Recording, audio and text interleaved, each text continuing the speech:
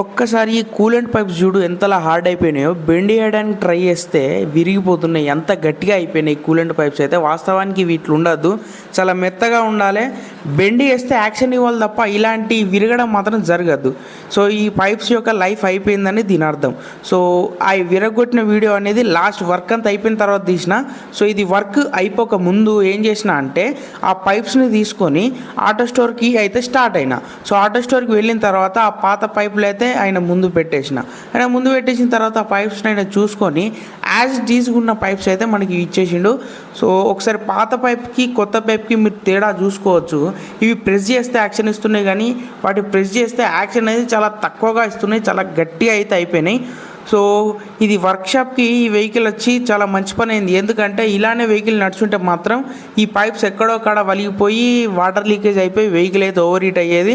So అదృష్టం మంచిగా ఉండదని చెప్పాలి కస్టమర్ది. సో ఈ పైప్స్ అయితే మీరు ఒకసారి మళ్ళీ చూసుకోండి ఏ రకంగా అయితే ఉన్నాయో. ఈ పైప్స్తో పాటు కూలెంట్ ఐటమ్ కూడా తీసుకోవడం అయితే జరిగింది. Coolant, distil water, radiator cap, so ఇవన్నీ తీసుకొని ఈ బాక్స్లో అయితే ప్యాకింగ్ అయితే చేపించడం అయితే జరిగింది. సో ఈ బాక్స్ తీసుకొని అయితే వర్క్షాప్కి వెళ్ళిన తర్వాత పైప్స్ అయితే రెండింటికి రెండు యథావిధిగా ఫిట్ చేయడం అయితే జరిగింది. వెహికల్ స్టార్ట్ అయింది, ప్రాబ్లం సాల్వ్ అయింది.